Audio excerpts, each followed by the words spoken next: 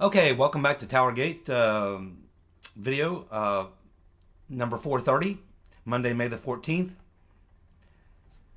2018.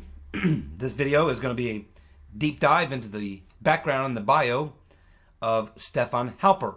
Stefan Halper is the man whose name has come up as being the possible source or the possible person named as the source or the informant or the spy that was placed inside the Trump campaign by the FBI or the CIA or whoever, maybe Clinton. We don't know who planted him there, and we don't even know if it's him.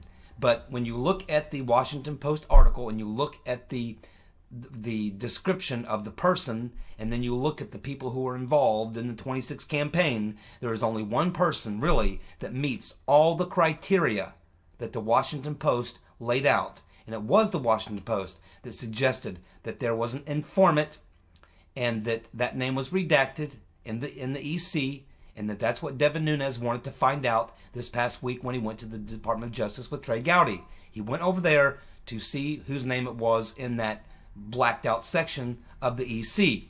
I think Nunes knows. I think he just wants to confirm it. It appears that a lot of people know who this person is. But until there's some official, till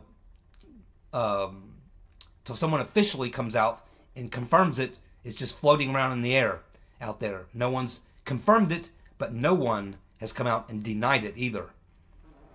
So, Mr. Halper, if you're watching and you're not this informant, you're not the source that was put into the Trump campaign, my apologies. I'm not saying for sure you are, but you meet all the criteria, Mr. Halper. So why don't we go and have a little review of your rather busy life in politics, government, and the intelligence apparatus. See what we can learn about your very interesting past, sir. Stephen Halper has a PhD in philosophy. Oops, let me do one thing here. Stephen Halper has a PhD in philosophy from both Oxford and Cambridge University. He graduated in 1971 as a research professor.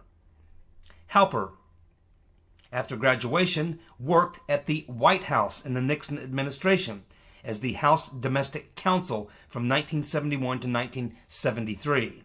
He then moved to the Office of Management and Budget in years 1973 and 1974. After Nixon resigned, Ford came in, Gerald Ford, and so at that point Halper became the assistant to the Chief of Staff from 1974 to 1977. He went on to work as an assistant Chief of Staff to Alexander Haig, Donald Rumsfeld, and Dick Cheney from 1974 to 1977. All deep state operators and neocons. All part of the Project for a New American Century, by the way. And I assume that Mr. Halper was a signee of that. During the Carter years, Halper worked for Senator Bill Roth of Delaware from 1977 to 79. Roth was a high commissioner of the Trilateral Commission.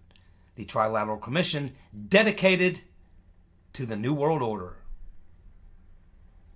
1979, Halper became a national director for policy development for George Herbert Walker Bush. You remember who I'm talking about, right? George Herbert Walker Bush. Halper recommended to Reagan's foreign policy advisor that Bush be the vice president. And he ended up becoming vice president. That's what you call having some pull. Halper then became National Director for Policy Coordination during the Reagan-Bush campaign. What is a National Director for Policy Coordination? It's a fancy title, meaning you do spy work. That's what that means. During this time, Halper was accused of running a data collection operation on the Carter administration. which has been denied by his father-in-law, but not by Halper personally. Halper then served 1981 to 1984 as the Deputy Assistant Secretary of State in the Reagan administration. Halper served under 3 Secretaries of State: Haig, Stossel, and George Shultz. All neocons, all deep staters, all connected to all kinds of things. From 1984 to 1981, Halper was a senior advisor to the Department of Defense and the Department of Justice. The military-industrial complex. You knew he would get some time in there, and as well as the Department of Justice. Don't know what a guy who's got a PhD in philosophy is doing at the Department of Justice, but who knows? People with a degree in philosophy usually end up becoming spies. In 1982, Halper also helped organize Palmer Bank. In 1984, he became the chairman of Palmer Bank, a CIA front operation. Halper became the chairman of 2 other banks in Virginia, which had close associations with Palmer Bank, and did a lot of money moving for CIA operations. Halper's father-in-law was Ray Klein, Deputy Director of the CIA. See, they keep it in the family. Daddy-O was Director of the CIA, Deputy Director of the CIA, his father-in-law. Ray Klein, who was involved in a lot of stuff. If you Google him, you'll find out the type of stuff he liked to get involved in. Palmer Bank was used to funnel money through Switzerland to Oliver North, who then funneled the money to the Contras in Nicaragua. I'm sure you remember the Reagan-Contra, Nicaragua Contra controversy scandal. I'm sure you all remember that. Mr. Klein and the father-in-law of Mr. Halper were both involved in those operations, you might say. In 1979, Klein was appointed to put together a team to handle dirty tricks for the George Herbert Walker Bush campaign. So they also do dirty tricks. So he's not a rookie at this sort of thing.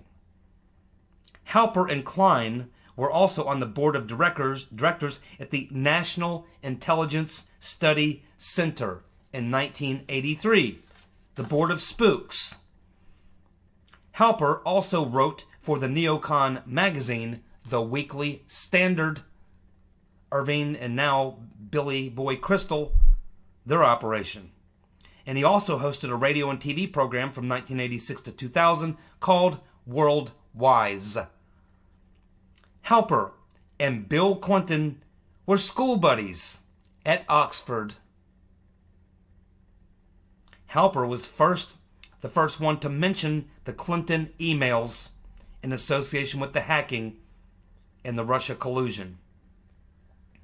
By the way, Last Refuge has posted this bio on John Huber's Twitter feed. So the special prosecutor, or the prosecutor that Sessions brought in, that's supposed to be working with the IG, John Huber, he has got Mr. Halper's bio on his Twitter feed. I'm sure he appreciates that. Not that he needed it. Halper also wrote dozens of letters to Bill Clinton on foreign policy during the time that Bill Clinton was president. One of those was called Big Ideas, Big Problems. And most of his articles were trying to persuade Bill Clinton of this unipolar, this idea of America being this unipolar power in the world, no other power that can rival us. We must take advantage of the fact that we're the most powerful nation. The Soviet Union is gone, no one to challenge us. Let's take advantage of that and let's have our way with the world, because now we own it. So he is definitely one of those hardcore neocons that believe in that philosophy. Obama, Clapper, and Brennan paid Halper $282,295 during the 2016 campaign, according to federal records. Obama, Clapper, and Brennan paid Halper $282,000, almost $283,000, during the 2016 campaign, according to federal records. Oh boy.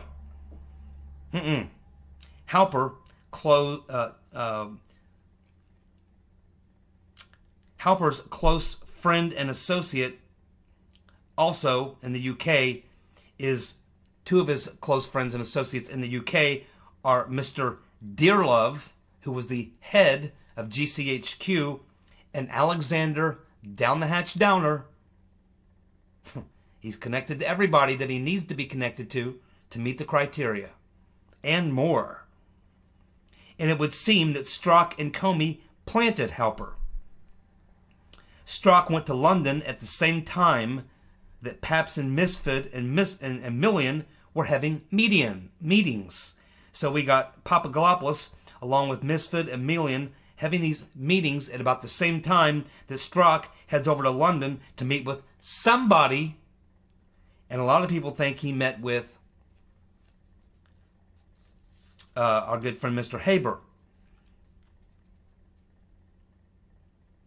And we have to remember that 2 weeks after he came back from his meetings in London with someone, that's when Strzok told Page about the insurance policy, which leads us to believe that it was Halper who likely created the idea of the insurance policy and essentially became the insurance broker for this scheme.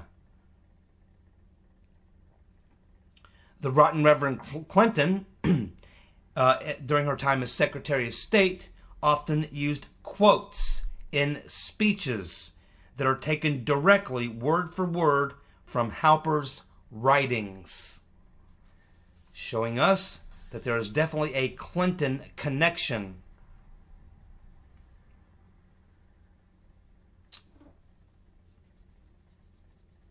So, Bill Clinton, while at Oxford, was a buddy or a school friend or whatever of Mr. Halper. They certainly know each other. He wrote a lot of letters to Bill Clinton advising him on foreign policy, global strategy, while Clinton was president. Hillary's quoting him. Obama, Brennan, and company Clapper paid him quite well during the 2016 campaign. And of course, we know that he's the one who set up meetings, contacted Papadopoulos, set up meetings for Russians with Papadopoulos to go to. He tried to set up meetings for Carter Page, multiple meetings, but Page only attended one of those. And he tried to set up meetings with Manafort and his partner, and of course, they never took advantage of them. So this fills in a lot of gaps. And I did a video, and I went back and watched the video. It's Towergate video 380. Towergate video 380, where the title of the video was New Information on Papadopoulos and a New Spook. And this video was motivated by a video that was done by Son of Nuo. March 26th, 2018 was the date of that video. So Son of Nuo did this video where he showed the photos of Milian and Misfit at Link University Spy School in Rome, Italy during the summer of 2016. We know that Papadopoulos was around there, going from the Mediterranean over to in Italy and Greece. He was in. Then he'd go to London. He'd back and forth. He was all over in that area. Probably spent more time in overseas during the 2016 campaign than he even did in the U.S., it appears. And so in that video, Son of Nuo pointed out a couple things that we didn't know before.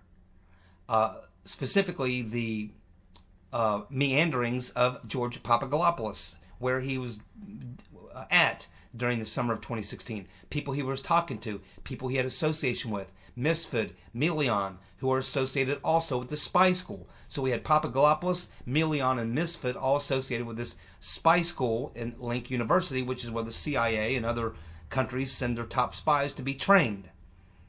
It's also, Rome, Italy, is where the two meetings between Christopher Steele and the FBI took place. The two meetings that we know of. It was at this time that I did a little deeper dive into Papadopoulos to see exactly where he came from. And it was there that I discovered that the man who got him into the Trump campaign was Mr. Clovis. I believe his name is Sam Clovis. And I've looked into Mr. Clovis and found that his background seemed to be different than all these other players were. Because everyone else seemed to come from the left. But when I looked into Mr. Clovis and Papadopoulos, their roots, their origins are from the Republican side of the equation, specifically neoconservative part of the equation. And if you remember, it was in that video that I said, you know what, you guys, I think Papadopoulos definitely a plant. Who planted him, I don't know. But we've all been thinking maybe he was planted by the left, someone on the left. But it's looking more and more like, I said in that video, it's looking more and more like that Papadopoulos was planted by someone on the right. Possibly someone from the Bush stable. Maybe McCain. Maybe his buddy Kramer, who went and got the dossier. I said in that video that something stinks about Papadopoulos, that there's a lot more to be learned about Papadopoulos, that he was some kind of a plant, and I suggested he probably didn't even know it. And I suggested he came from the other side of the aisle. Now, this, with where we are today and what we're learning today, may explain why we're getting so much stonewalling from these so-called Republicans. We know Sessions is a Republican. Rosenstein is supposed to be a Republican. Chris Wray is supposed to be a Republican. Mueller is supposed to be a Republican. We're told these guys are all Republicans. But they're all stonewalling and cock-blocking these committees that want the information so that they can do their investigation. We don't know what the political leanings are of Mr. Horowitz. But I think that we can take the next logical leap, which is to say that now we may have a better understanding of why there's so many Republicans, particularly Mr. Burr on the Senate Intelligence Committee and the Senate Judiciary Committee. You got Grassley, he's good, but you got other guys there, Republicans, who are not exactly on the team. So now I think I'm starting to understand why we're getting so much stonewalling and cock-blocking from those who are essentially Republicans or said to be on the right. And it's looking more and more like, because when we expose the crime, the frame-up, the cover-up, the whole 9 yards, when we expose it, we're probably going to find that it wasn't all just Democrats. We're probably going to find that there were Republicans, many of them the neocons, and likely from the Bush group, the Bush-McCain group. That's where Mr. Kramer came from. That is where Mr. Halper comes from.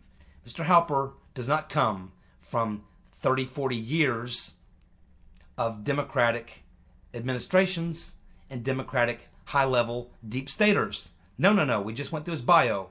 He's connected to Bushes. He's connected to Cheney. He's connected to Rumsfeld. He's connected to Nixon, if you want to go that far back. He's connected to the Weekly Standard, which is a neocon think tank. He's connected to a lot of people that are on the neoconservative right. Just like Papadopoulos and Mr. Clovis. So now we know why there is so much resistance. Because if this was just about Democrats, these Republicans wouldn't be stonewalling. They'd be giving every document they wanted for these committees to go forward. They would have appointed a special prosecutor, and they'd be looking to bring this thing to light as much as possible. But the fact that they're fighting it means they have something to hide as well, that it may expose people on the right. We all remember George Herbert Walker Bush looking at Trump down in that South Carolina debate and going... Now we know that George Herbert Walker Bush was intimately involved in the assassination of John F. Kennedy. Likely, some of the teams, I expect it was 3, 4, maybe 5 teams of shooters that day. We know some of those people who were in Dealey Plaza that day were part of this, what originally was the team of 40, put together by Richard Nixon when he was vice president for Eisenhower.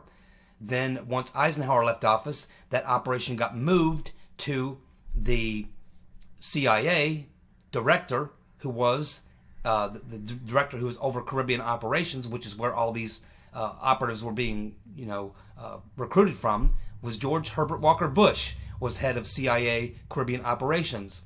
The man working directly under him, trying to remember his name, he had 2 names that he used. What was his name? Can't remember it right now. But his name was found in the wallet of Lee Harvey Oswald.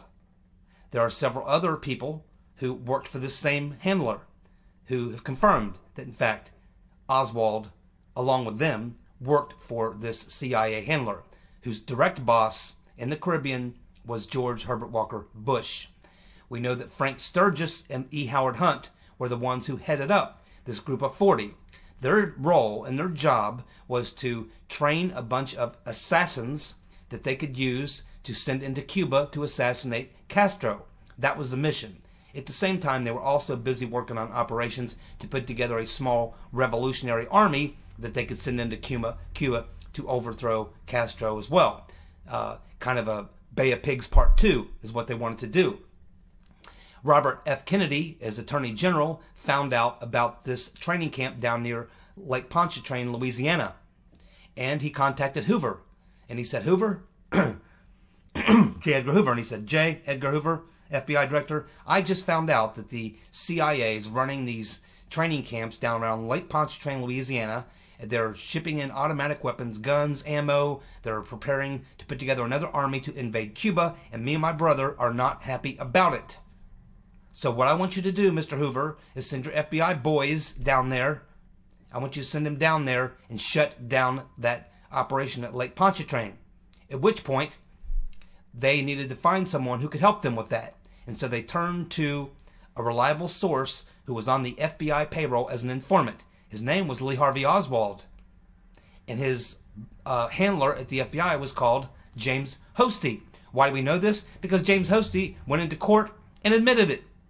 And we also know that James Hosty's name, along with the CIA handler, along with Lee Harvey Oswald's CIA handler, he had his FBI handler. He had both their names in his wallet.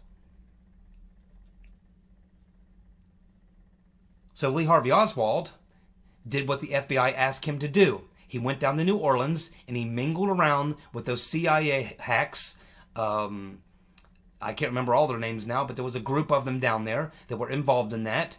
And Lee Harvey Oswald infiltrated them. He went to these camps. He witnessed what was going on, and he went back to his FBI handler and said, okay, this training camp, here it is. This is where it's at. Here's what they're doing. Here's the people running it. And Hoover went in and shut it down. And then the CIA found out who the rat was, who the guy was that ratted them out, and gave up this information to the FBI. And they found out that rat was Lee Harvey Oswald. And that's how Lee Harvey Oswald became selected to be the patsy for the assassination. Now, pretty hard to assassinate a president the way they did in Dealey Plaza. A lot of people got camera phones now. Cameras everywhere. Pretty hard. Not hard to do it, just hard to get away with it. You also have to control the cover-up. They had LBJ to control the cover-up, which he did. And Gerald Ford. Remember, there were 4 presidents who were involved in the Kennedy assassination, 4 individuals who were part of it, who would become president or were president. Lyndon Johnson, Richard Nixon, Gerald Ford, all were involved in the Kennedy assassination. Ford's job was to cover up, he was on the Warren Commission, and his job specifically was to cover up that badly flawed autopsy, which he did. Not very well, but he gave it his best shot. So, it's pretty tough to assassinate a president now. Well, it's not so tough to do the assassination. It's hard to get away with the cover-up, especially if your guys aren't in the White House running the operation to do the cover-up. So, my guess is that they had to find another way to take down the president. In this case, to take him out by character assassination. The method of which would be to plant a spy into his campaign, linking people in his campaign to Russians, and then tying them to the hacked emails which were given to WikiLeaks. So now we go back to that earlier question when Christopher Steele said that they also had someone inside the DNC. Is he talking about Seth Rich, or is he talking about someone else? Did the FBI maybe have a source inside the DNC which purposely did the leaks to WikiLeaks so that they could blame it on Trump, so that they could then set up these people in the Trump campaign using Mr. Halper? How deep do you want to go in this rabbit hole, my friends? Get your mind to spinning, doesn't it? Here's something else. If we take that logic and follow it through to its next conclusion, we arrive at the fact that we've been told that the investigation into Trump-Russia collusion began on July 31st of 2016, based on the drunken conversation between George Papadopoulos and Down the Hatch Downer. They're saying that's the reason that the investigation took place. That was July, and of course, keep in mind this meeting happened in February, but Downer sat on it until he heard about the emails being hacked. And where did he hear about the emails being hacked? Mr. Halper told Papadopoulos about the emails being hacked. And then Papadopoulos obviously told Downer. And then Downer contacts the State Department, which contacts the U.S. State Department, which contacts the FBI. It looks like the entire thing was rolled out even long before we even think it was. And guess what that means? That means that the original EC, the electronic document, which Brennan gave to Comey to start the investigation, was not the beginning. It was only the beginning of the paper trail. But if what I just said is true, then this stuff actually began long before that. We also know that Cody Shearer, one of Hillary Rodham Clinton's henchmen, also fed the dossier story to Christopher Steele via the State Department. That's a strange coincidence. Two completely different people. Alexander Downer, over there, an Australian diplomat in England, comes up with the exact same story that Cody Shearer, a Clinton henchman, comes up with here in the U.S. Seems to me they may have been communicating, and we know a lot of this stuff happened through the State Department, Hillary's old stomping grounds, where all her people are. Is it possible, my friends, that the rotten Reverend Clinton was the origin, and the Mr. Halper was put into play by the rotten Reverend Clinton, and she shared this with her good friend, big Hillary supporter, Mr. Potato Head, John Brennan? I think we're going to learn as we go farther down this rabbit hole. I think we are going to learn that these operations began long before July 2016. And I think we're going to learn that the rotten Reverend Clinton was there from the very beginning and may have very well been the origin, that this thing may have started in the State Department and worked itself to the CIA. Then, from the CIA, back to the State Department, back to the FBI. Starting to look that way. The rotten Reverend Clinton is a neocon. They do have this relationship with Mr. Halper. Clinton obviously knows him quite well. They were buddies at Oxford. Connecting dots, my friends, connecting dots. If Q can help me out with that. Okay, for those of you who follow Q, if you have anything that will help me figure out if, in fact, Cody Shearer may have had a correspondence with Mr. Halper? I would like to know that. I would like to know if Cody Shearer had any communication or contact with Mr. Halper. Maybe Mr. Halper, if he's watching, can tell us.